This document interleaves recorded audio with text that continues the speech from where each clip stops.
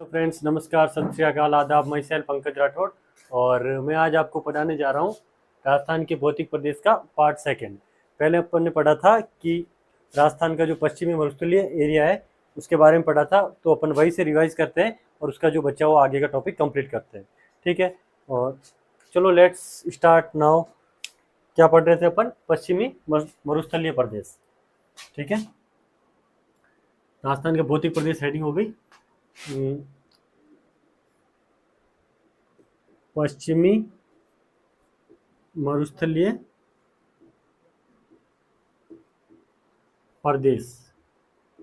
ठीक है, तो इसके बारे में अपन ने पढ़ रखा था, एक बार वापस से रिवाइज कर लेते हैं कि ये अपने किसका हिस्सा है? थार का मरुस्थल का हिस्सा है। थार के मरुस्थल का हिस्सा है। ठीक है, पहली बात तो ये हो गई। अच्छा, ये अपने भारत में 4 स्टेट में फैला हुआ है। भारत में कहाँ पे फैला हुआ है? 4 राज्यों में। भारत में 4 राज्यों में। कौन कौन से राज्य है? राजस्थान। अच्छा, सर्वाधिक अपने राजस्थान के अंदर ही ये फैला हुआ है। राजस्थान हो गया, गुजरात, पंजाब व हरियाणा। ठीक है, इन 4 राज्यों में अपने ये थार का मरुस्थल फैला हुआ है। अच्छा, सर्वाधिक कहाँ पे फैला हुआ है? राजस्थान के अंदर। राजस्थान के अच्छा, इसका टोटल जो एरिया है ना, अपने एरिया कितना है? 1,75,000 वर्ग किलोमीटर के एरिया में फैला हुआ है। अच्छा, उसके बाद अपन नेक्स्ट पढ़ते हैं कि टोटल इस मरुस्थल के अंदर 142 डेजर्ट ब्लॉक है। कितने? 142 डेजर्ट ब्लॉक है, जिसमें से राजस्थान में कितने हैं? राजस्थान में 85 डेजर्ट ब्लॉक है। ठीक है, उसके अलावा आगे अपन राजस्थान में ये कितने जिलों में फैला हुआ है? राजस्थान में 16 जिलों के अंदर फैला हुआ है। 16 जिलों में ये फैला हुआ है। और नेक्स्ट अपन आगे पढ़ते हैं कि थार के मरुस्थल का 86% भाग भारत में है और 14%। अच्छा, ये तो अपने भारत में हो गया। अगर इसे अपन विश्व स्तर पर ले तो ये भारत पाकिस्तान में फैला हुआ है। कहाँ पे फैला हुआ है? भारत व पाकिस्तान में। तो अपन पढ़ रहे थे कि भारत व पाकिस्तान में फैला हुआ है।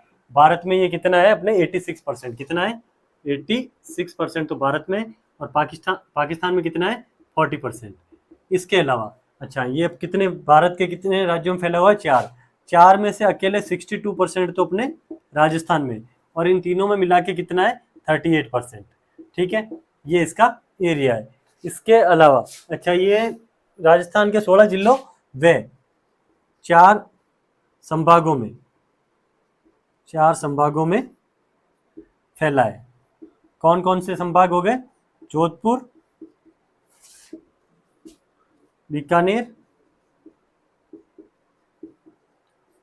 बीकानेर, एंड वापस है अपने ये जयपुर और अजमेर। कहाँ का फैला हुआ है? जयपुर व अजमेर। इन अगर आपको एग्जाम में पूछ लिया जाए कि अपने पश्चिमी मरुस्थलीय प्रदेश ये किन किन संभाग में फैला हुआ है, तो 4 संभाग है, जोधपुर, बीकानेर, जयपुर और अजमेर। इसके अलावा 16 जिलों में 142 टोटल डेजर्ट ब्लॉक है, उसमें से 85 राजस्थान के अंदर है और बाकी 4 राज्यों के अंदर है ही है। इसके आगे अपन इसका अक्षांशीय या देशांतरीय विस्तार भी पढ़े, तो अक्षांशीय विस्तार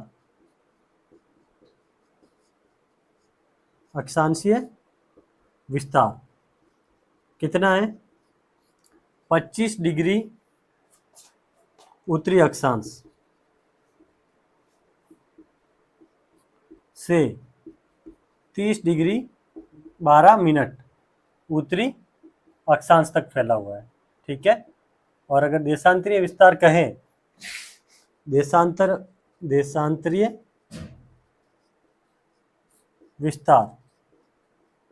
विस्तार कितना है? तो देशांतरीय विस्तार है इसका 69 डिग्री 30 मिनट से 69 डिग्री 30 मिनट पूर्वी देशांतर से कितना है? 75 डिग्री 45 मिनट पूर्वी देशांतर। ठीक है, ये हो गया अपना पश्चिमी मरुस्थलीय प्रदेश। अच्छा, इसके आगे अपन एक बार इसको मिटा देता, देन आगे कंटिन्यू करते हैं। आई होप आपने नोट डाउन कर लिया होगा।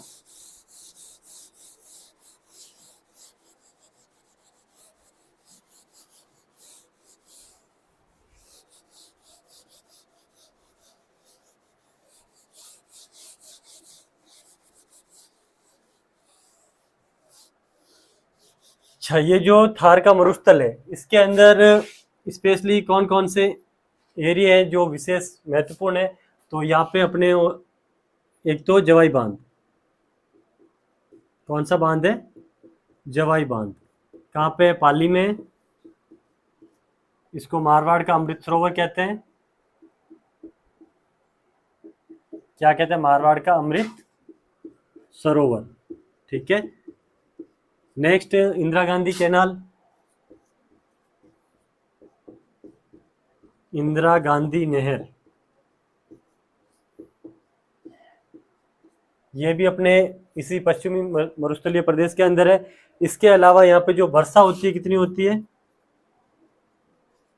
वर्षा होती है 0 से लेके 25 सेंटीमीटर। कितनी होती है? 0 से 25 सेंटीमीटर। और यही जो समवर्षा रेखा है, क्या है ये? समवर्षा रेखा। ये इस मरुस्थल को 2 भागों में बांटती है। कितने भागों में? मरुस्थल को 2 भागों में बांटती है। ठीक है, 2 भागों में बांटती है। इसके अलावा नेक्स्ट अपन पढ़ते हैं कि इधर राष्ट्रीय मरु उद्यान भी है। अच्छा था, ये पश्चिमी मरुस्थलीय प्रदेश का सबसे बड़ा जिला कौन सा है? तो जैसलमेर है। कौन सा है? जैसलमेर। और यहीं पे अपने जैसलमेर के अंदर ही कौन सा उद्यान है? राष्ट्रीय मरु उद्यान। ठीक है, ये भी अपने इधर ही अवस्थित है। अच्छा, इसके अलावा नेक्स्ट अपन आगे पढ़ते हैं कि ये क्षेत्रफल में सबसे बड़ा शहर है जैसलमेर, राजस्थान का भी। अच्छा, इसको क्या कहते हैं? युवा मरुस्थल कहते हैं। देन सर्वाधिक धनी मरुस्थल भी कहते हैं। अच्छा, इसको क्या कहते हैं? युवा मरुस्थल। युवा मरुस्थल क्यों कहते हैं? क्योंकि अपने विश्व में सबसे बाद में बना हुआ मरुस्थल यही है। ठीक है, युवा मरुस्थल कहते हैं। देन वापस, अच्छा, ये किसका अवशेष है? अपने 33 सागर का अवशेष है। किसका? 33 सागर का अवशेष। अच्छा, 33 सागर का अवशेष है। और कुछ अपनी पौराणिक मान्यता है कि भगवान श्री राम ने जब समुद्र से दक्षिण, जिसे अपन दक्षिणी सागर या हिंद महासागर के नाम से जानते हैं, वहां पे जब भगवान श्री राम माता सीता को लाने के लिए जा रहे थे, तब उन्होंने समुद्र से रास्ता मांगा। तब समुद्र ने मना कर लिया। तो भगवान श्री राम ने क्या? अमोघ अस्त्र चलाया। कौन? अमोघ अस्त्र का प्रयोग करा। श्री राम ने कौन सा? अमोघ अस्त्र। अमोघ अस्त्र। अमोघ अस्त्र का मतलब अपने तीर कमान में लिया, और फिर वो छोड़ने वाले थे, तब समुद्र ने आके माफी मांगी, और फिर समुद्र ने रास्ता दिया। देन फिर वही अमोघ अस्त्र भगवान श्री राम ने अपने राजस्थान की तरफ छोड़ दिया। यहाँ पे क्या था? 33 सागर जो सूख गया। ऐसी अपनी मान्यता है। नेक्स्ट अपन आगे पढ़ते हैं कि अच्छा, इस एरिया में जो नदी है, फेमस नदी, वो कौन सी है? लूणी नदी। कौन सी नदी है? लूणी नदी। कहाँ से निकलती है? अजमेर के नागपाड़ से। अजमेर के नागपाड़ से। नागपाड़ से निकलती है। ठीक है, इसके अलावा नेक्स्ट अपन आगे पढ़ते हैं कि प्रमुख फसल हो गई। तो प्रमुख फसल है बाजरा, मोठ और ग्वार। यहाँ पे लिख देते हैं प्रमुख फसल बाजरा, मोठ व ग्वार। ये क्या मतलब अपने इस एरिया की प्रमुख फसल है। नेक्स्ट अपन आगे कंटिन्यू करते हैं कि यह प्रदेश थार के मरुस्थल का ही एक भाग था। और चलो वापस, यह प्रदेश अरावली के वृष्टि छाया प्रदेश के नाम से भी जाना जाता है। क्या बोलते हैं इसको? चलो एक बार मैं इसको मिटा देता हूँ, आई होप आपको समझ में आ गया होगा, एक बार अच्छे से देख लो।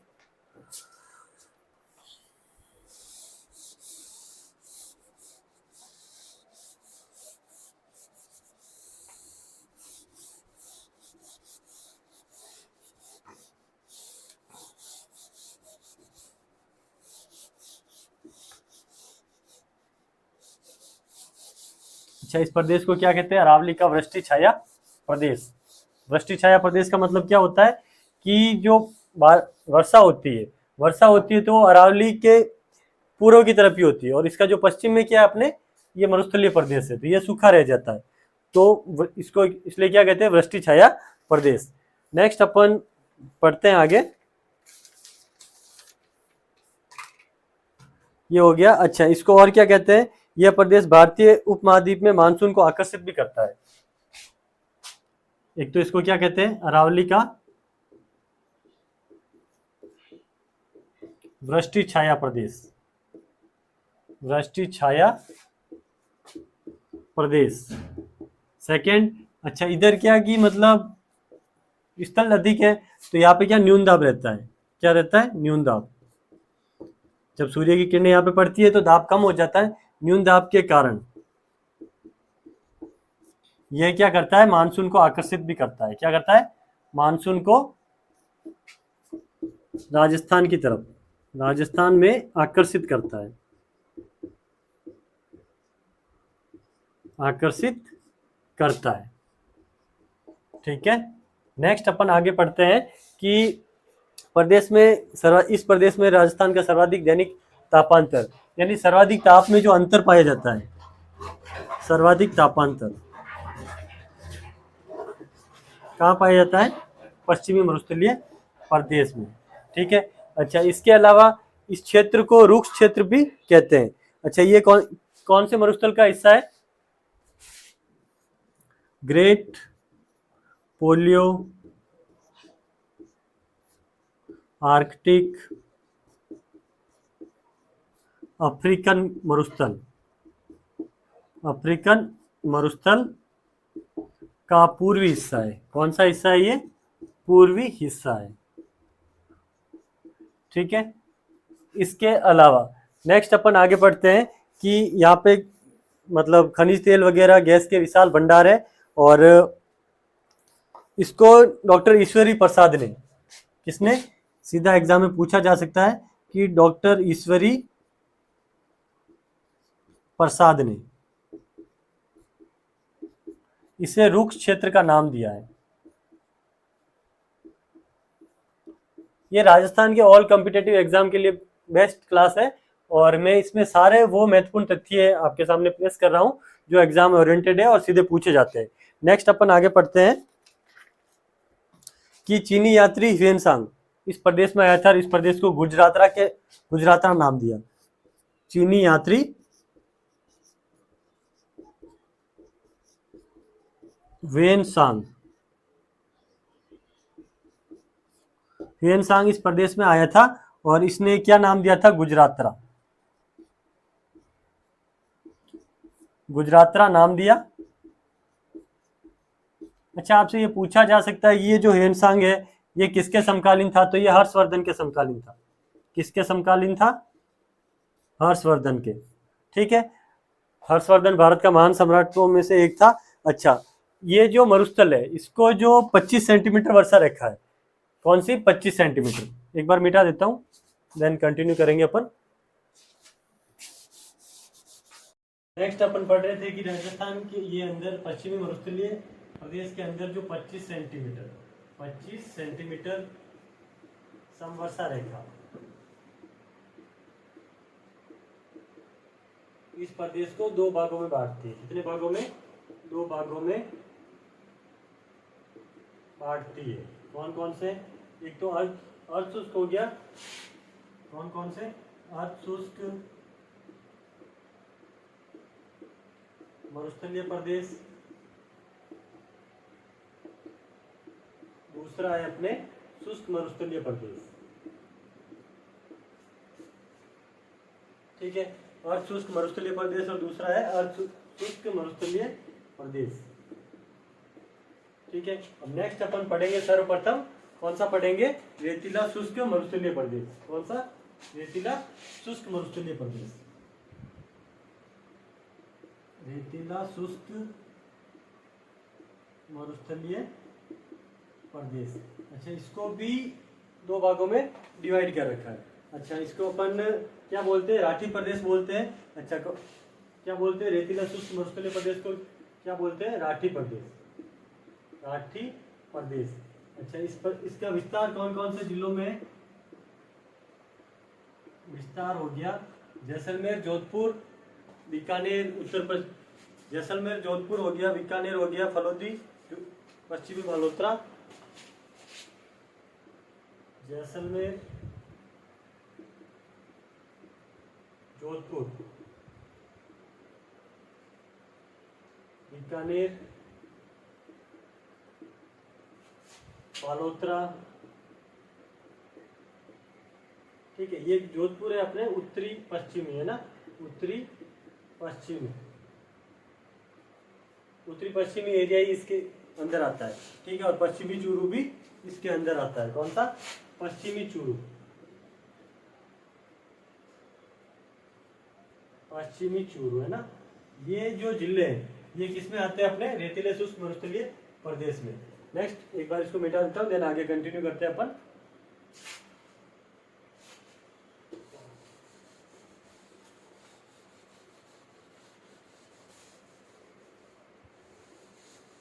चलो एक बार इसको मिटा ही देता हूँ मैं पूरे को।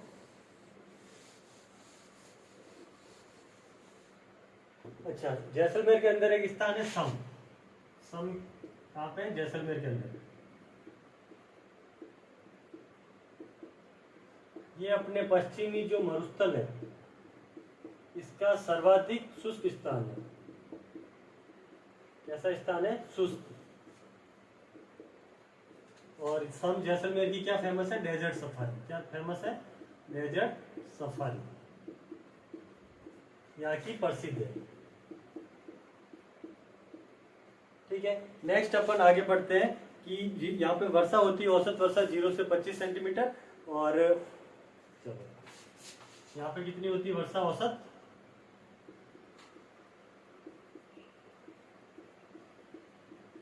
0 से लेके 25 सेंटीमीटर। यानी ये जो रेखा है 25 सेंटीमीटर सम वर्षा रेखा, ये मरुस्थल को भी दो भागों में डिवाइड करती है।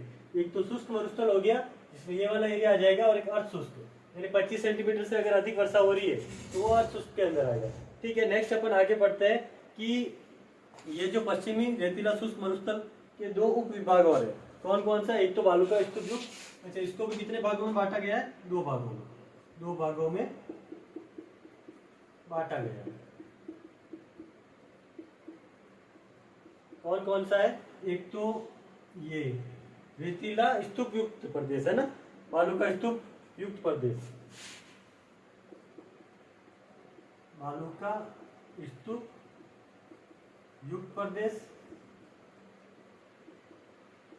दूसरा है बालू का स्तूप मुक्त प्रदेश।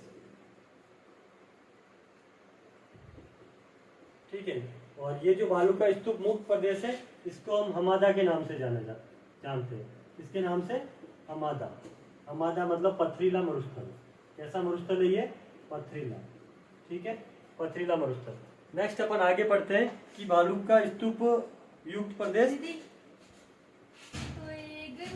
इसको बंद कर सुनो। नेक्स्ट अपन पढ़ रहे थे कि ये जो पथरीला मरुस्थल उसको क्या कहते हैं, ये जो बालू का स्तूप मुक्त प्रदेश है उसको पथरीला मरुस्थल कहते हैं। अच्छा, नेक्स्ट अपन पढ़ रहे हैं कि बालू का स्तूप है ना,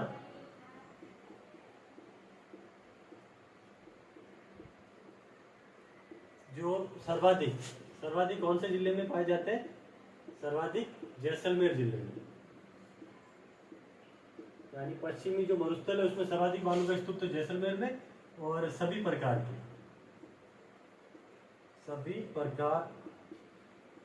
के बालू का स्तूप ये कहाँ पाए जाते हैं, अपने जोधपुर में। कहाँ पाए जाते हैं, जोधपुर में। ठीक है, नेक्स्ट अपन पढ़ते हैं कि बालू का स्तूप के प्रकार, ठीक है, कितने प्रकार के होते हैं, कैसे कैसे क्या होता है ना। तो प्रकार, इसके प्रकार पढ़ते हैं। सबसे पहले अनुदैर्घ्य, अनुदैर्घ्य, रेखीय या पवनावर्ती, पवन अनुवर्ती है ना, अनुदैर्घ्य, ठीक है, या पवना अनुवर्ती, पवनानुवर्ती, ठीक है। और इसी को और किस नाम से जाना जाता है, पवना अनुवर्ती हो गया, और रेखीय। ये जो बालू का स्तूप का प्रकार है, ये अपने पवन के दिशा के समानांतर चलते हैं, ठीक है। कैसा होता है, पवन के समानांतर, पवन के समानांतर, ठीक है, समानांतर चलता है। इसके अलावा ये कौन कौन से जिलों में पाया जाता है, जैसलमेर, बाड़मेर, बालोतरा, फलोदी। मेरे साथ में बोलोगे आप, जैसलमेर, बालोतरा, बाड़मेर व फलोदी। अगर आपसे एग्जाम में पूछ ले कि पवना अनुवर्ती या अनुदैर्घ्य प्रकार के बालू का स्तूप कौन कौन से जिलों में पाए जाते हैं, तो जैसलमेर, बालोतरा, बाड़मेर, फलोदी, और इसके अलावा जोधपुर और चूरू जिले में। कहाँ कहाँ पाए जाते हैं, जोधपुर व चूरू जिले में ये इस प्रकार के बालू का स्तूप पाए जाते हैं। अच्छा, दो नेक्स्ट अपन आगे पढ़ते हैं कि दो पवन अनुवर्ती बालू का स्तूप के बीच जो निम्न भूमि होती है उसको क्या कहते हैं, घासिया कारवा मार्ग। घासिया कारवा मार्ग क्या होता है, घासिया कारवा मार्ग। अच्छा, कारवा का मतलब यही होता है कि जो बालू का स्तूप पूरा ढेर आता है तो वो अपने आप में एक कारवा होता है, और उसका जो दो बालू का स्तूप के मध्य का जो मार्ग होता है वो क्या क्या होता है, कारवा मार्ग। दो बालू का स्तूपों के मध्य का मार्ग क्या कहलाता है, कारवा या घासी प्रदेश, ठीक है। नेक्स्ट अपन पढ़ते हैं कि अनुदैर्घ्य बालू का स्तूप कितने प्रकार के होते हैं, तो ये 3 प्रकार के होते हैं। एक बार इसको मैं मिटा देता हूँ, देन कंटिन्यू करते हैं अपन, ठीक है। आई होप आपको क्लास अच्छी लगी होगी, तो like, share and subscribe and share it, और आप जरूर सपोर्ट करोगे, नया चैनल है तो इसको भी उठाई देते हैं। कौन से स्तूप पढ़ रहे अपन, बालू का स्तूप अनुदैर्घ्य प्रकार, कौन से, अनुदैर्घ्य, इसको रेखीय भी कहते हैं, या इसी को पवन अनुवर्ती है ना, पवनानुवर्ती बालू का स्तूप, ठीक है। अच्छा, ये कितने प्रकार के होते हैं, तो 3 प्रकार के। कितने प्रकार के होते हैं, 3 प्रकार के। कौन कौन से, सीप हो गया, एक वनस्पति युक्त हो गया, और एक पवन विमुख हो गया, ठीक है। पहला है सीप प्रकार का, ठीक है। दूसरा है ये झाड़ी युक्त है, वनस्पति युक्त रेखीय प्रदेश है ना, जैसे कोई वनस्पति है तो उसके आसपास बालू आके इकट्ठी हो जाती है और फिर एक स्तूप का निर्माण हो जाता है, तो वनस्पति युक्त हो गया। और तीसरा हो गया अपने, कौन सा है, पवन विमुख रेखीय। कौन सा है, पवन विमुख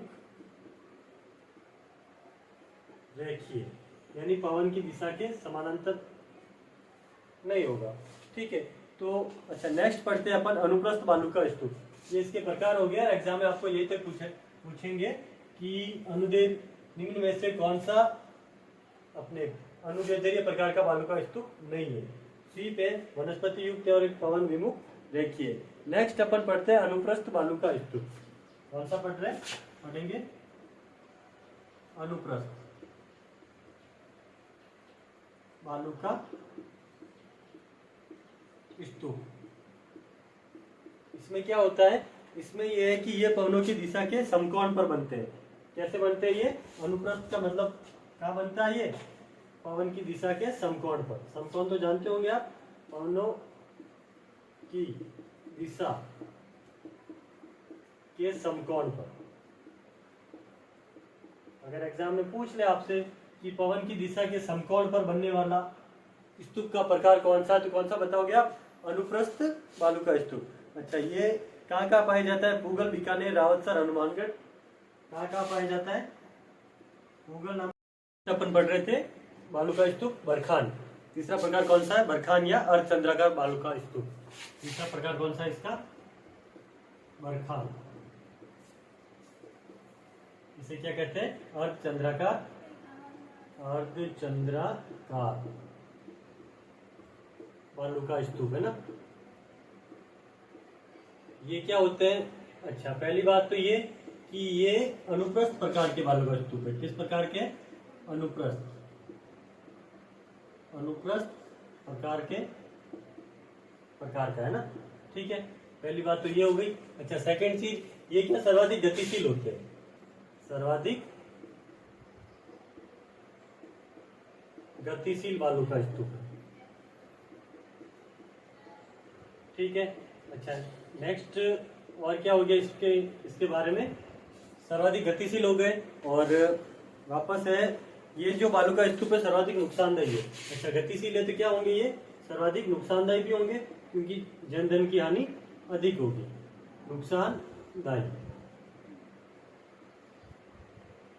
नुकसानदायी बालू का स्तूप है। अच्छा, नेक्स्ट वापस अनुप्रस्थ प्रकार के बालू का स्तूप है, सर्वाधिक गतिशील है। अच्छा, इनके पलायन द्वारा रेगिस्तान का निरंतर विस्तार होता है। अच्छा, गति इनकी अधिक है तो इससे क्या होगा? जो अपने रेगिस्तान का सर्वाधिक विस्तार कौन से बालू का स्तूप से होता है? तो ये अपने हो गए बरखान प्रकार के। नेक्स्ट आगे अपन पढ़ते हैं, इनको ये जीवित बालू का स्तूप भी कहते हैं। ठीक है, चलो ये इतना खास नहीं है। नेक्स्ट अपन पढ़ते हैं कि बरखान बालू का स्तूप की दोनों भुजाओं के बीच वायु की रगड़ से गर्त बन जाता है, जिसे डांड या थली कहते हैं। अच्छा, जो बरखान बालू का स्तूप है, क्या है? बरखान बालू का स्तूप कैसे होते हैं? पहली बात तो ये अनुप्रस्थ प्रकार के होते हैं। अनुप्रस्थ का मतलब समकोण टाइप के होते हैं। तो ये जो दोनों भुजा है, ये वाली और ये वाली, इन दोनों भुजाओं के बीच जब रगड़ लगती है, क्या होती है? रगड़ होती है। रगड़ से क्या बन जाता है? गर्त बन जाता है अंदर। क्या बन जाता है? गर्त। और उस गर्त को क्या कहते हैं? डांड या थली। ठीक है, क्या कहते हैं? डांड या थली कहते हैं। नेक्स्ट अपन आगे पढ़ते हैं, बरखान बालू का स्तूप जो कहाँ पाए जाते हैं? पोखरण, रामगढ़, जैसलमेर। अच्छा, ये समझ में आ गया होगा। बरखान बालू का स्तूप अनुप्रस्थ प्रकार के, और इन दोनों भुजाओं के बीच में इसके जो रगड़ बन के गर्त बनता है उसको डांड या क्या कहते हैं? थली कहते हैं। नेक्स्ट अपन इसी के बारे में पढ़ेंगे कि ये कहाँ पाए जाते हैं। तो अपने पोखरण, जैसलमेर के अंदर पाए जाते हैं। और वापस अपने कहाँ पाए जाते हैं? पोखरण हो गया, बीकानेर हो गया। पोखरण, जैसलमेर, रामगढ़, बालेरी, रतनगढ़, चूरू, है ना। पोखरण, जैसलमेर, ठीक है, रामगढ़ में पाए जाते हैं।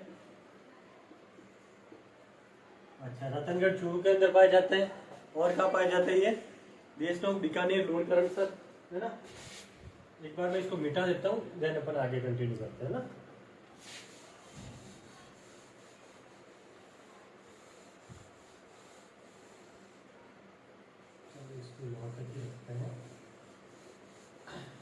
कहाँ कहाँ पाए जाते हैं एक बार मैं वो नोट डाउन कर लेता हूँ। पोखरण, ठीक है, और रामगढ़, ये भी कहाँ पे? रामगढ़ स्थान, ये भी अपने जैसलमेर के अंदर ही। पोखरण हो गया, रामगढ़ हो गया, रामगढ़ जैसलमेर के अंदर। ठीक है, वापस नेक्स्ट अपने लूणकरण सर बीकानेर के अंदर पाए जाते हैं। और देशनोक कहाँ पे? लूणकरण सर, देशनोक जहाँ अपने करणी माता का मंदिर है ना। देशनोक बीकानेर के अंदर पाए जाते हैं बरखान प्रकार के बालू का स्तूप। और कहाँ पाए जाते हैं? ये अपने जायल, नागौर और सूरतगढ़, गंगानगर। जायल, नागौर, सूरतगढ़, गंगानगर।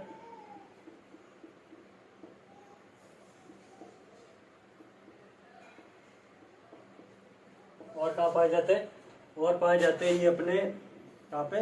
जोधपुर ओशिया जोधपुर के अंदर, और बालेरी रतनगढ़ चूरू, बालेरी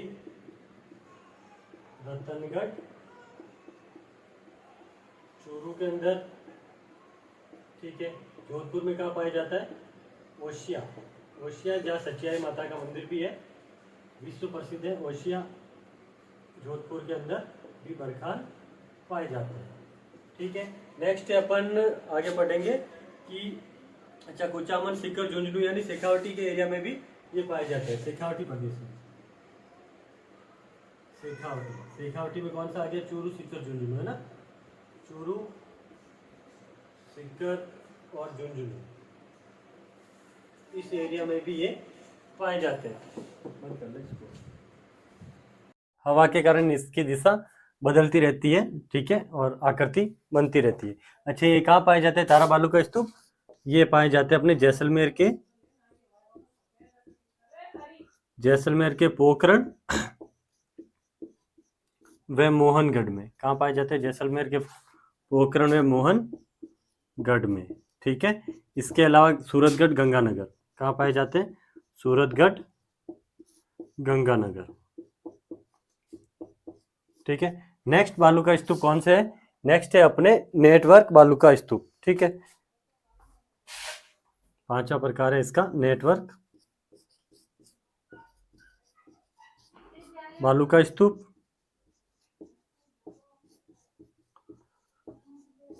ये अपने कहाँ पाए जाते हैं? मरुस्थल में रेखीय अनुप्रस्थ बालू का स्तूप। ये पैराबोलिक मतलब अनुप्रस्थ प्रकार के ही होते हैं, ठीक है। और चलो एक वापस से अपने छठा है पैराबोलिक या परवलयाकार, है ना, कौन सा है? ये भी अनुप्रस्थ प्रकार का बालू का स्तूप है, ठीक है, अनुप्रस्थ। अच्छा छठा है अपना ये परवलयकार, परवलयकार बालू का स्तूप। ये जो बालू का स्तूप है ये अपने किस प्रकार के होते हैं? कि महिलाओं की हेयर पिन के, महिलाओं की जो हेयर की पिन होती है ना, हेयर पिन के समान आकृति वाले, ठीक है, के समान आकृति वाले। कौन से बालू का स्तूप? अगर आपसे एग्जामिनर पूछ ले कि परवलयाकार बालू का स्तूप या महिलाओं की हेयर पिन के आकार के समान जो बालू का स्तूप होते हैं वो कौन से होते हैं, तो क्या बताओगे? परवलयाकार, ठीक है। नेक्स्ट अपन पढ़ते हैं कौन सा है? नेबखा। कौन सा? नेबखा।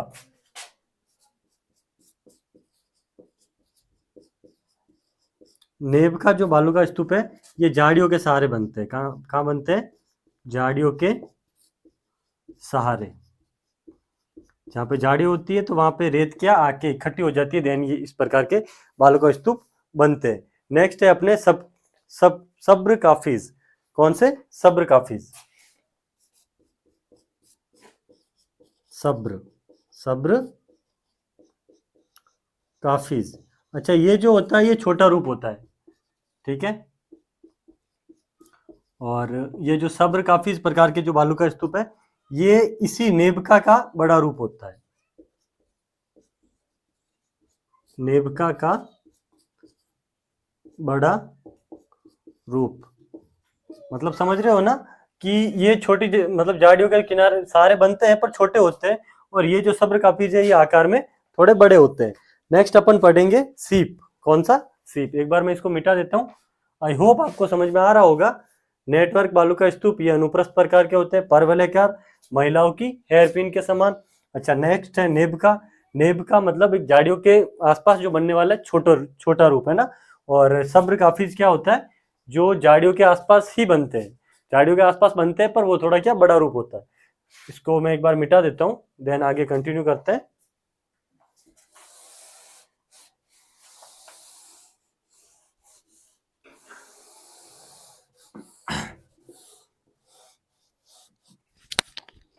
चलो तो चल रहा है। कौन सा बालू का स्तूप है अपने? ये है सीप। ये बरखान के भांति होता है, लेकिन सीप बालुका स्तूपों में केवल एक ही भुजा होती है। ठीक है, कौन सा? सीप। ये किस टाइप होता है? बरखान की तरह ही होता है ना। बरखान बालुका स्तूप पढ़ा था अपन ने, जो सब काफी तेज गति होती है, अधिक विनाशकारी होता है। ठीक है, बरखान के समान। ठीक है, इसमें क्या एक ही भुजा होती है, एक ही भुजा होती है। और बरखान में कितनी होती है? 2, समकोण टाइप है ना। ठीक है, और नेक्स्ट अपन पढ़ते हैं बरखान, ये जो कहाँ कहाँ पाया जाता है? चूरू, बीकानेर और जैसलमेर में। कहाँ पाया जाता है? चूरू, बीकानेर व जैसलमेर। यहाँ कौन से बालू का स्तूप पाए जाते हैं? सीप प्रकार के। ठीक है, ये भी अनुप्रस्थ प्रकार का बालू का स्तूप ही है। नेक्स्ट अपन पढ़ेंगे, अच्छा ये जो बरखान है ना, बरखान अनुप्रस्थ है, और ये सीप है जो अनुदैर्ध्य है ना। ये कैसा है? अनुदैर्ध्य प्रकार का। ठीक है, और जो अपने बरखान होता है वो कैसा है बालू का स्तूप? ये है अपने अनुप्रस्थ प्रकार का। कैसा है? अनुप्रस्थ। अनुप्रस्थ का मतलब तो पता है ना आपको, समकान की आकृति वाला। और ये मतलब ये सीप वाला, इसमें एक ही भुजा होती है। नेक्स्ट अपन पढ़ेंगे अवरोधी बालू का स्तूप। अच्छा, अवरोधी का मतलब तो आपको वैसे नॉर्मली अवरोध मतलब ये कुछ भी है, ये अवरोध आ गया, यहाँ पे जो मिट्टी आई वो यहीं पे रुक के जो स्तूप बन जाता है वो अवरोधी बालू का स्तूप हो गया। ठीक है, अब आगे अपन पढ़ते हैं बालू का स्तूप मुक्त क्षेत्र। तो अभी तक हमने जितने भी मरुस्थल में बालू का स्तूप बनते थे वो सारा अपन ने पढ़ लिया। देन आगे नेक्स्ट कंटिन्यू करते हैं। रोक बैठी बैठी को भजन बोल रही थे। हाँ, तो ये आपका कंप्लीट हो गया। अब अपन आगे पढ़ेंगे बालू का स्तूप जो मुक्त क्षेत्र है ना, तो उसको कंटिन्यू करते हैं। एक बार मिटा देता हूँ पहले। अच्छा, ये सीप कहाँ पाए जाते हैं? कहाँ पाए जाते हैं? आप आई होप समझ में आया होगा, तो कमेंट बॉक्स में जरूर आंसर दे इसका, है ना। अब अपन पढ़ेंगे बालू का स्तूप मुक्त प्रदेश। ठीक है, कौन सा? बालू का स्तूप मुक्त प्रदेश। ठीक है, यानी यहाँ पे बालू का रेत है जो नहीं पाई जाती। ये अपने राज्य के पश्चिमी मरुस्थल में कितना? 41.5%। 41.5%। अच्छा, वो कितना था? 58.5% है ना। अब आगे अपन पढ़ते हैं इसको। तो ये अपने राजस्थान में कौन कौन से जिलों में विस्तृत है? तो इसका जो सर्वाधिक विस्तार है, सर्वाधिक विस्तार कहाँ पे है? जैसलमेर के अंदर। जैसलमेर में सर्वाधिक विस्तार। ठीक है, और ये हो गया। अच्छा, जैसलमेर के अलावा ये कौन कौन से जिलों में पाए जाते हैं, कौन कौन से स्थानों पर पाया जाता है? तो फलोदी हो गया, बालोतरा हो गया, बाड़मेर हो गया ना। इसके अलावा कहाँ पे? फलोदी, बालोतरा व बाड़मेर, ये जो जिले हैं या एरिया है, यहाँ पे कौन सा मरुस्थल पाया जाता है? बालू का स्तूप मुक्त यानी पथरीला मरुस्थल। किस प्रकार का है ये? पथरीला,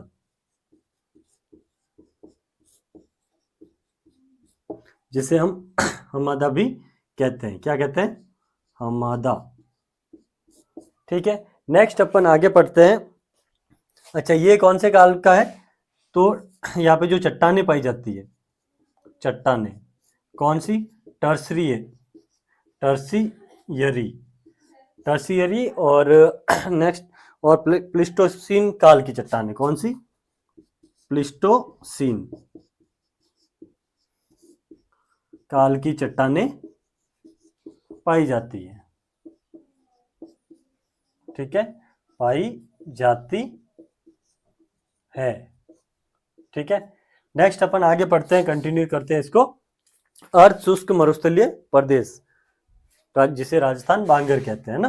एक बार इसको मैं मिटा देता हूं। फिर नेक्स्ट कंटिन्यू करेंगे। अच्छा, ये जो अपन ने पढ़ा था अभी तक, तो ये सारा क्या शुष्क मरुस्थलीय प्रदेश हो गया है ना।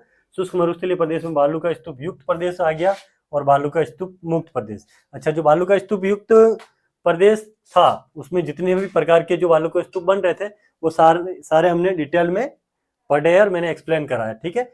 नेक्स्ट बालू का स्तूप मुक्त प्रदेश है, तो ये कौन कौन सा है? फलोदी, बालोतरा, बाड़मेर और जैसलमेर। जैसलमेर में इसका सर्वाधिक विस्तार पाया जाता है। और चट्टानें कौन सी?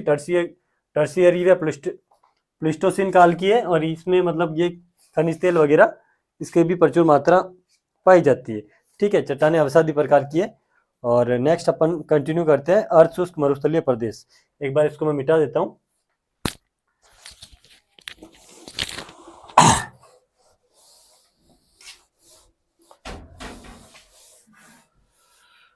नेक्स्ट कौन सा पढ़ रहे हैं अपन?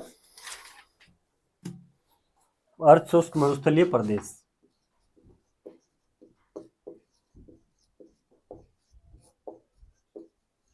मरुस्थलीय प्रदेश जिसे अपन राजस्थानी बांगर कहते हैं। क्या कहते हैं? राजस्थानी बांगर, ठीक है। अब इसको अपन कंटिन्यू करते हैं। तो इसमें कौन कौन से जिले आ गए? गंगानगर, हनुमानगढ़, चूरू, सीकर, झुंझुनू, डीडवाना, नागौर, जोधपुर, उत्तर पश्चिमी ब्यावर आ गया, पाली, जालोर। यानी कि ये जो एरिया है अर्ध शुष्क और शुष्क, ये तो हो गया अपने अर्ध शुष्क, और वापस ये क्या? शुष्क मरुस्थल है ना। तो इसको मतलब जो बांटने वाली रेखा है, बांटने वाली समवर्षा रेखा कौन सी है? बताया था मैंने वैसे आपको 25 सेंटीमीटर। कौन सी? 25 सेंटीमीटर समवर्षा रेखा, ठीक है। नेक्स्ट अपन आगे पढ़ते हैं कि यहाँ पर औसत वर्षा कितनी होती है? तो 25 से 50 सेंटीमीटर, ठीक है। औसत वर्षा 25 से 50 सेंटीमीटर। अच्छा, ये जो एरिया है, अच्छा 50 सेंटीमीटर जो समवर्षा रेखा है, 50 सेंटीमीटर समवर्षा रेखा,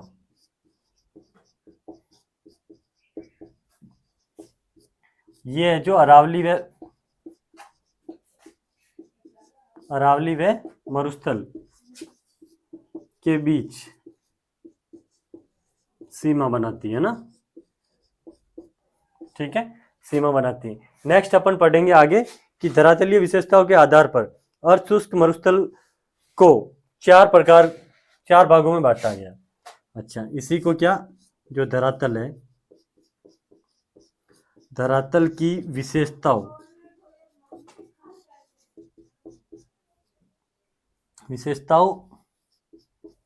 के आधार पर इसको कितने? चार भागों में बांटा गया है, ठीक है। 4 भागों में बांटा है। कौन कौन सा हो गया? एक तो अपने घग्गर का मैदान हो गया, एक आंतरिक प्रवाह क्षेत्र हो गया। पहला हो गया घग्गर का मैदान, घग्गर का मैदान है ना, घग्गर का मैदान। दूसरा हो गया आंतरिक प्रवाह क्षेत्र, आंतरिक प्रवाह क्षेत्र जो शेखावटी वाला एरिया है, ठीक है। और थर्ड है अपने नागौरी उच्च भूमि। थर्ड कौन सा है? नागौरी उच्च भूमि। कुछ भी नहीं छूटेगा, सारा कंप्लीटली पोर्शन कंप्लीट किया जाएगा, ठीक है। और चौथा है अपना गोडवाड़ प्रदेश है ना, जिसे हम लूनी बेसिन के नाम से भी जानते हैं, गोडवाड़ बेसिन, ठीक है, जिसे अपन क्या कहते हैं? लूनी नदी का प्रवाह क्षेत्र, लूनी नदी प्रवाह एरिया है ना, ठीक है। ये हो गया अपना कंप्लीट। यहां तक आपको समझ में आ गया होगा अर्ध शुष्क प्रदेश और शुष्क प्रदेश। अच्छा, इसके बाद अर्ध शुष्क एरिया में कौन कौन सा आता है? ये अपने 50 सेंटीमीटर समवर्षा रेखा वाला एरिया आता है। 50 सेंटीमीटर इसको बांटती है ना। धरातल की विशेषता के आधार पर इसको 4 भागों में बांटा गया है। घग्गर का मैदान, आंतरिक प्रवाह क्षेत्र जिसमें जो भी अपने ये आंतरिक मतलब जमीन के अंदर जो नदियां बहती है वो वाला। थर्ड है नागौरी उच्चभूमि और चौथा है गोडवाड़ बेसिन। नेक्स्ट अपन आगे कंटिन्यू करते हैं इसको। एक मिनट,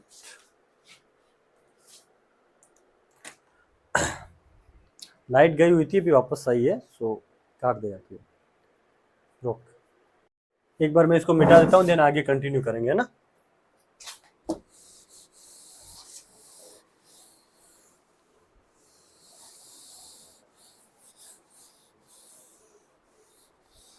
अच्छा, अर्ध शुष्क मरुस्थलीय प्रदेश ये हो गया। इसमें भी अपन आगे कौन सा पढ़ेंगे अभी? सबसे पहले गग्गर का मैदान है ना, हेडिंग डाल देते हैं, अर्ध शुष्क मरुस्थलीय प्रदेश। इसमें क्या पढ़ेंगे अपन?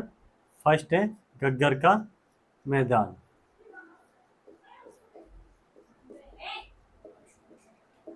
गग्गर का मैदान कहाँ का फैला हुआ है? गंगानगर और हनुमानगढ़ के एरिया में है ना, ठीक है।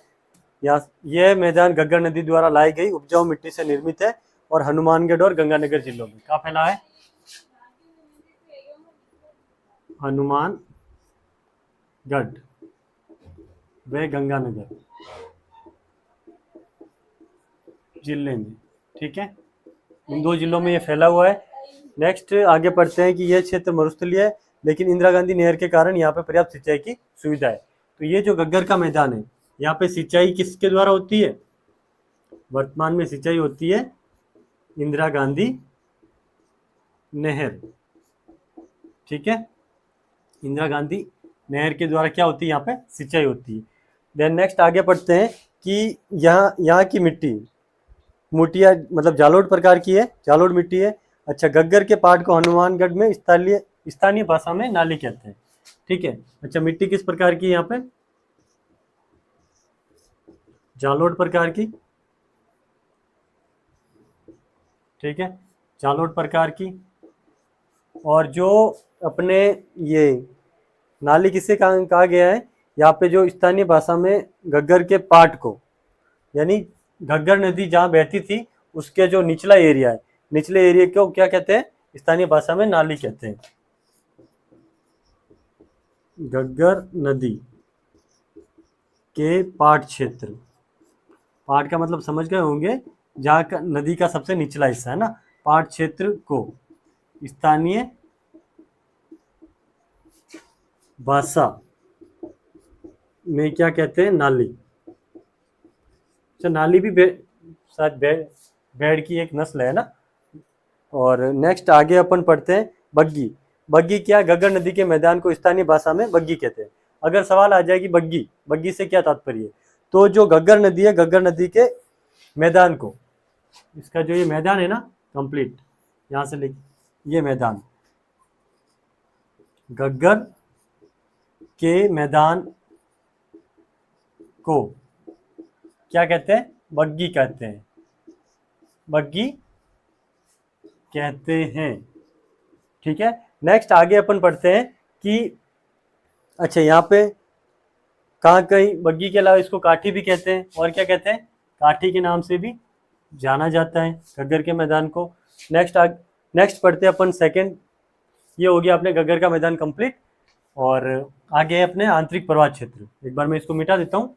आई होप आपको समझ में आ गया होगा। वीडियो अगर आपको अच्छी लग रही है और मेरी मेहनत में आपको थोड़ा सा भी लगता है कि हाँ भाई अच्छी मेहनत है और अच्छा पढ़ा रहे हैं, तो please like, share and subscribe, ठीक है, एंड सपोर्ट। नेक्स्ट अपन पढ़ रहे हैं आंतरिक प्रवाह क्षेत्र। दूसरा कौन सा है? आंतरिक प्रवाह क्षेत्र। प्रवाह किसका होता है? नदियों का, इन्हीं का होता है। नदी हो गई, हवा हो गई, तो यहाँ पे क्या नदियों के बारे में पढ़ेंगे अपन। अच्छा, ये कौन सा एरिया है? शेखावटी वाला प्रदेश है। शेखावटी में क्या क्या आता है? चूरू, सीकर, झुंझुनू तो आता ही है, ठीक है, चूरू, सीकर, झुंझुनू। इसके अलावा नेक्स्ट आगे क्या है? अच्छा, ये हो गया। और डीडवाना कुचामन का उत्तरी भाग, प्लस क्या है? डीडवाना व कुचामन,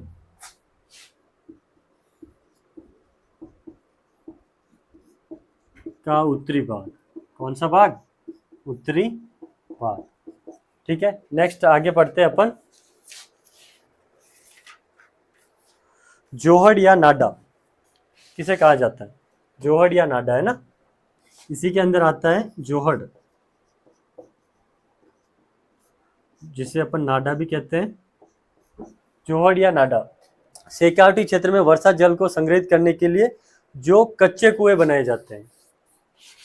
जोहड़ किसे कहते हैं? जो शेखावटी क्षेत्र है, शेखावटी क्षेत्र में जलग्रहण हेतु, जलग्रहण मतलब जल को बचाया जाता है, जलग्रहण हेतु जो कच्चे कुएं बने जाते हैं। क्या? कच्चे कुएं, उन्हें क्या कहते हैं? जोहड़ या नाडा कहते हैं। नेक्स्ट है अपने, अच्छा ये शेखावटी क्षेत्र में चूने की परत पाई जाती है, जिसके कारण गर्मियों में अधिक गर्मी व सर्दियों में अधिक सर्दी पड़ती है। अच्छा, वार्षिक तापांतर भी यहाँ का ज़्यादा होता है। ठीक है, मरुस्थल का तो होता ही है, पर मरुस्थल में जो अपने शेखावटी एरिया है, स्पेशली चूरू, तो चूरू का मतलब इस एरिया का जो वार्षिक तापांतर है, वार्षिक तापांतर सर्वाधिक होता है। इससे पहले भी अपन ने पढ़ा था कि वो उस टाइम पे पूरे मरुस्थल का पढ़ा था, और मरुस्थल में अगर स्थान विशेष पूछा जाए तो कौन सा है? चूरू। चूरू का वार्षिक तापांतर सर्वाधिक होता है। ठीक है, नेक्स्ट अपन आगे पढ़ते हैं। नेक्स्ट है अपने सर। सर किसे कहते हैं या बीड़ किसे कहते हैं? पहले पढ़ते हैं बीड़। शेखावटी में पाए जाने वाले जो घास के मैदान है, क्या है? बीड़। बीड़ मतलब समझते हो ना? वैसे बीड़ का मतलब बीड़ा, अपनी स्थानीय भाषा में बीड़ का मतलब बीड़ा। जो शेखावटी एरिया है, शेखावटी प्रदेश में घास के जो मैदान होते हैं, मैदान को स्थानीय भाषा में क्या कहते हैं? बीड़ कहा जाता है। स्थानीय भाषा में क्या कहते हैं? बीड़ कहते हैं। ठीक है, नेक्स्ट है अपने सर। तो शेखावटी क्षेत्र में पाए जाने वाले घास के मैदान या सार्वजनिक चारागाह मैदान, ये तो अपना बीड़ हो गया। अच्छा, सर किसे कहेंगे? जो तालाब होते हैं ना शेखावटी के अंदर, उसे क्या कहते हैं? सर कहते हैं। अच्छा, शेखावटी प्रदेश की मुख्य नदी कौन सी? कांतली नदी है, और इस नदी के प्रवाह क्षेत्र को तोरावटी क्या कहते हैं? सर तो समझ में आ ही गया होगा, सर का मतलब सरोवर है ना। सर का मतलब क्या होता है? सरोवर। सरोवर का मतलब तालाब हो गया, और ये किधर पाया जाता है? अपने शेखावटी में ही पाया जाता है। ठीक है, तालाब कहाँ पे? शेखावटी में। ठीक है, नेक्स्ट अपन पढ़ते हैं क्या क्या है नेक्स्ट? तोरावटी प्रदेश। तो शेखावटी की जो फेमस नदी है वो कौन सी नदी है? कांतली नदी। कांतली नदी के प्रवाह क्षेत्र को क्या कहा जाता है? तोरावटी कहते हैं। और इसी क्षेत्र में जो पहाड़ियाँ स्थित है उनको तोरावटी की पहाड़ियाँ कहते हैं। इसको मैं मिटा देता हूँ, देन आगे कंटिन्यू करते हैं।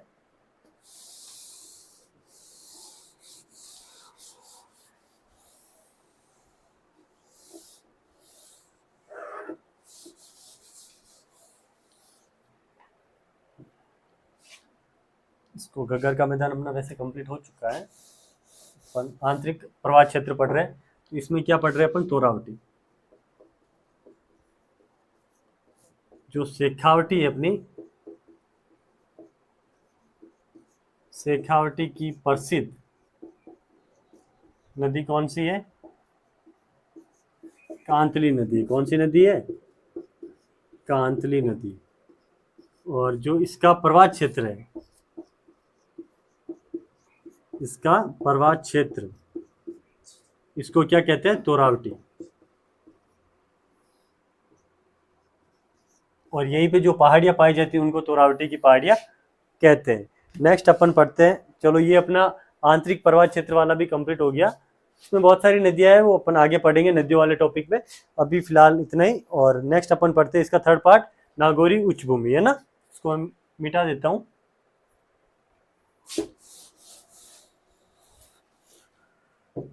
थर्ड पार्ट कौन सा है? नागौरी उच्च भूमि।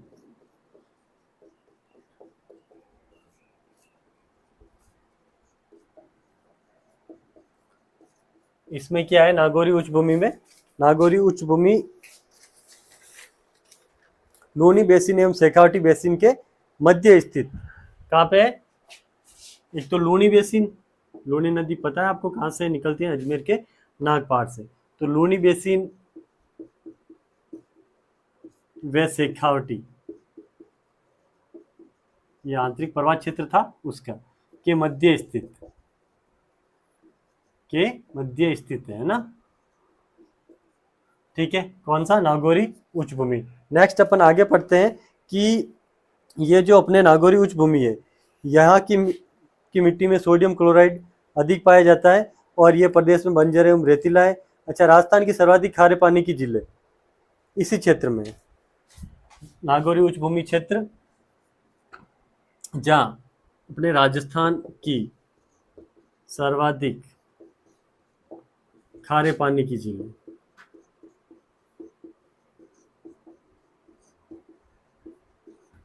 इसी नागौरी उच्च भूमि क्षेत्र के अंदर है। अच्छा, कौन कौन सी है खारे पानी की झीलें, वो भी अपन एक बार देख लेते हैं। ये अपने सांबर, नावा, कुचामन, डीडवाना है ना। कौन कौन सी? सांबर,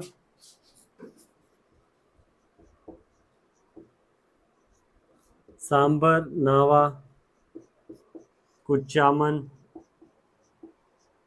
व डीडवाना। ठीक है। अच्छा, यहाँ पे अपने इन झीलों में नमक उत्पत्ति का स्रोत गहराई में पाई जाने वाली केसा माइकासिस्ट नमकीन चट्टान है, और यहाँ पे जो नमक निकाला जाता है वो केशाकर्षण पद्धति से निकाला जाता है। नागौर व अजमेर जिले में भूमिगत जल में फ्लोराइड की मात्रा अधिक होने के कारण यहाँ के निवासियों के जो दांत होते हैं वो पीले होते हैं, और इसलिए यहाँ पे वापस जो फ्लोराइड की मात्रा इसमें अधिक होती है, तो इसमें क्या लोग जो उनकी ये रीढ़ की हड्डी है वो थोड़ी मुड़ जाती है, इसलिए इसको इस क्षेत्र के एरिया को क्या कहते हैं? कुबड़ पट्टी। कहाँ कहाँ? अच्छा, नागौर और अजमेर। और वापस ये अपने सांबर भी इधर ही है, नागौर व अजमेर की सीमा पर है ना। ठीक है, इसके अलावा ये हो गया। अच्छा, इसी एरिया के अंदर एक कुबड़ पट्टी, कुबड़ पट्टी जिसे बाका पट्टी भी कहते हैं। क्यों कहते हैं? क्योंकि यहाँ पे जो पानी है ना, पानी में क्या है? फ्लोराइड की मात्रा, पानी में फ्लोराइड की मात्रा अधिक होने के कारण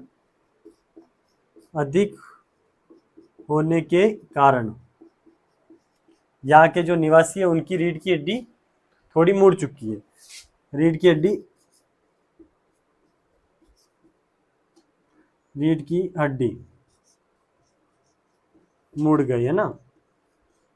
और इस कारण इस एरिया में, ये जो एरिया इसको क्या कहते हैं? कुबड़ पट्टी या बाका पट्टी। अच्छा, फ्लोराइड की मात्रा अधिक होने के कारण इनके दांत भी कैसे हो जाते हैं? पीले हो जाते हैं। ठीक है। अच्छा, नेक्स्ट पढ़ते हैं। इसी क्षेत्र में मकराना श्रेणी, संगमरमर, जायल श्रेणी फ्लोराइड युक्त जल और मांगलोद श्रेणी जिप्सम के लिए जानी जाती है। नागौरी उच्च भूमि में कौन कौन सी? एक तो मकराना श्रेणी है ना, मकराना, ये अपने संगमरमर के लिए, किसके लिए? संगमरमर। ठीक है। और एक जायल श्रेणी है और दूसरा है जायल श्रेणी फ्लोराइड के लिए, जायल श्रेणी फ्लोराइड। वह एक और कौन सी है? इसके अलावा है अपने ये कौन सा? मांगलोद श्रेणी जिप्सम के लिए, गोट मांगलोद है ना। कौन सी? गोट मांगलोद।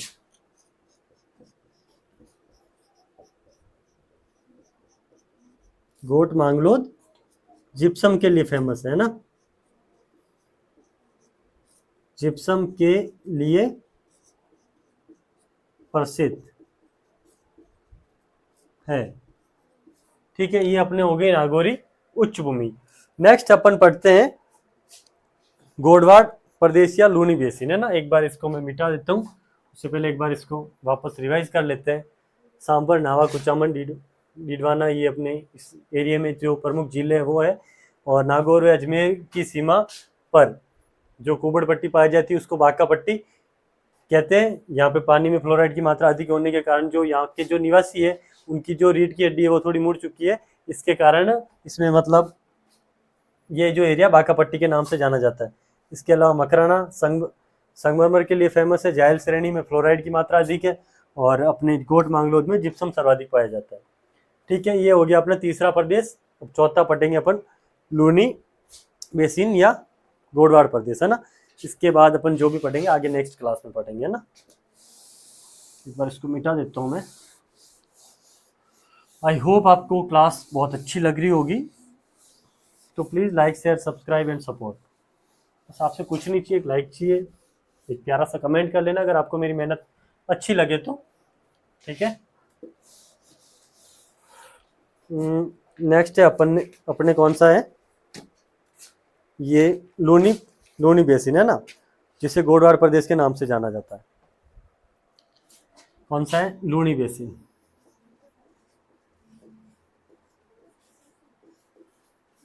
ये तो वैसे आपको याद हो ही गया होगा, मैंने कितनी बार बोल दिया, है ना, गोडवाड़ प्रदेश।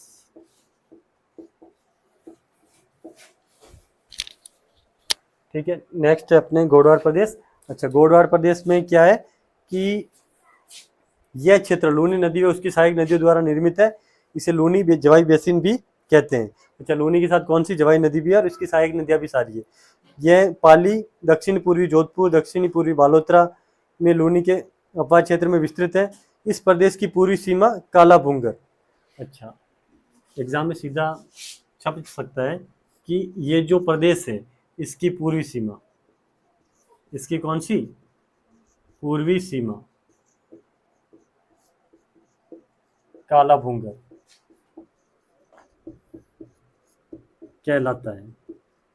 कहलाती है ना। ठीक है, नदियाँ इसमें लूनी की सहायक सारी नदियाँ हो जाएगी। ठीक है, लूनी की सहायक, इसको लूनी जवाई क्षेत्र भी कहते हैं।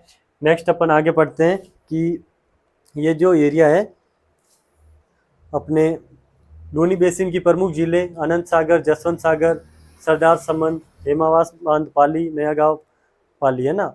और इसके अलावा लूनी बेसिन में अरावली पर्वतमाला के बीच उर्वर क्षेत्र, लूनी बेसिन यानी लूनी नदी व अरावली पर्वतमाला के बीच कौन सा, लूनी नदी बेसिन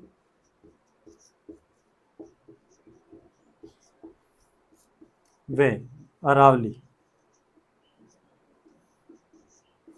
के मध्य स्थित जो मैदान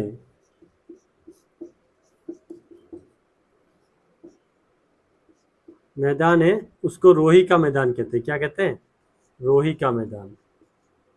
ठीक है, मैं यहाँ पे बोर्ड पे आपको वही पॉइंट लिखवाऊंगा, फैक्ट लिखवाऊंगा जो एग्जाम ओरिएंटेड है और एग्जाम में आ सकते हैं। बाकी मैटर तो बहुत सारा है ना। नेक्स्ट है अपने नेहड़, बाड़मेर व जालोर जिले का वह भाग जो गुजरात के कच्छ को स्पर्श करता है। नेहड़ क्या है, इसी में है नेहड़। नेहड़ क्या है, नेहड़ है अपने बाड़मेर व जालोर जिले का वह भाग जो गुजरात के कच्छ को स्पर्श करता है। एग्जाम में पूछ ले सीधा कि नेहड़ से क्या तात्पर्य है, तो बाड़मेर व जालोर का वह भाग जो अपने क्या करता है, भाग जो गुजरात के कच्छ को स्पर्श करता है ना, वो एरिया क्या कहलाता है, नेहड़ के नाम से जाना जाता है। ठीक है, नेक्स्ट अपन पढ़ेंगे अपने इस क्षेत्र में पंचपदरा, कपरानवे, सनवरला खारे पानी की जिले हैं। अच्छा, लूनी नदी बेसिन की मुख्य नहर नर्मदा नहर है। मुख्य नहर कौन सी है इस एरिया की, मुख्य नहर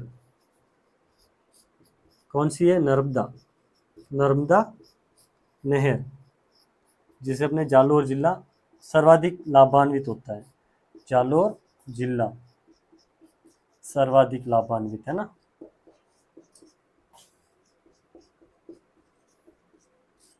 ठीक है, नेक्स्ट अपन पढ़ते हैं आगे सांचौर क्षेत्र जिसे राजस्थान का पंजाब कहते हैं। कौन सा, सांचौर क्षेत्र, जिसे राजस्थान का क्या कहते हैं, पंजाब। क्यों कहते हैं पंजाब, क्योंकि यहाँ पे पंजाब की तरह 5 नदियों का संगम है ना। वैसा कौन कौन सी वो मैं आपको बता दूंगा, ठीक है। राजस्थान का पंजाब कहते हैं। अच्छा, 56 की पहाड़ियाँ भी स्थित है बाड़मेर के मोकलसर गांव से सिवाना तक, जो गोलाकार पहाड़ियाँ है। 56 की पहाड़ियाँ है ना, 56 की पहाड़ियाँ जो बाड़मेर के कहाँ से कहाँ तक है ये, बाड़मेर के मोकलसर गांव से सिवाना तक। बाड़मेर के मोकलसर गांव से सिवाना तक विस्तृत है, ठीक है, सिवाना तक विस्तृत। ये जो इसे क्या कहते हैं, 56 की पहाड़ियाँ कहते हैं। नेक्स्ट है अपने नाकोड़ा पर्वत, वो बालोतरा में स्थित है, ठीक है, और पीपलूद भी बालोतरा में स्थित है। मैं एक बार इसको मिटा देता हूँ, देन आगे कंटिन्यू करेंगे, ठीक है।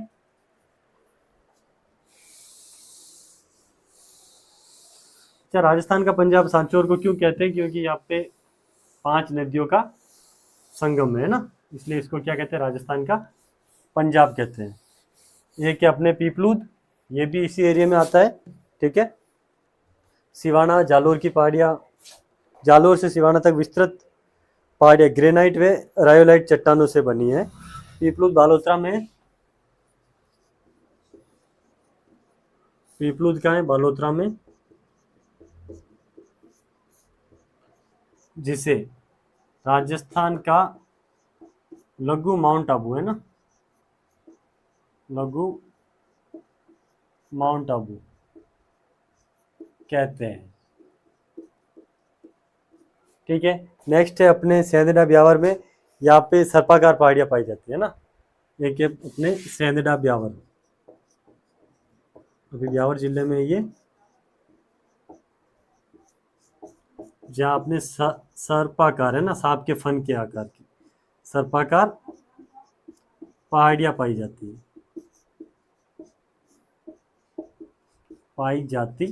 है, ठीक है।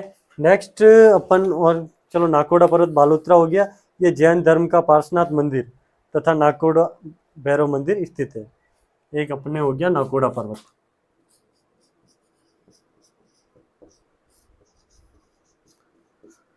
यहाँ पे क्या है, जैन धर्म का पार्श्वनाथ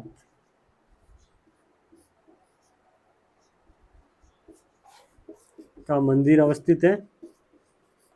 इसके अलावा यहाँ पे भैरव मंदिर भी अवस्थित है, नाकोड़ा के नाम से ही है, भैरव मंदिर अवस्थित है। अच्छा, ये नाकोड़ा कौन सी जगह पे, अपने बालोतरा में, ठीक है। कहाँ पे है ये, बालोतरा में। अगर आपको ऐसा कुछ लग रहा है कि कुछ छूट रहा है, तो वो जो भी छूट रहा है अपन आगे के टॉपिक में कंटिन्यू मतलब कंप्लीट कर लेंगे। बाकी कंप्लीट अच्छा पढ़ाया जा रहा है आपको, ठीक है, और अपनी तरफ से बेस्ट है। और ये अपने चारों प्रदेश हो गए, यानी यहाँ अपने मरुस्थलीय प्रदेश कंप्लीट होता है।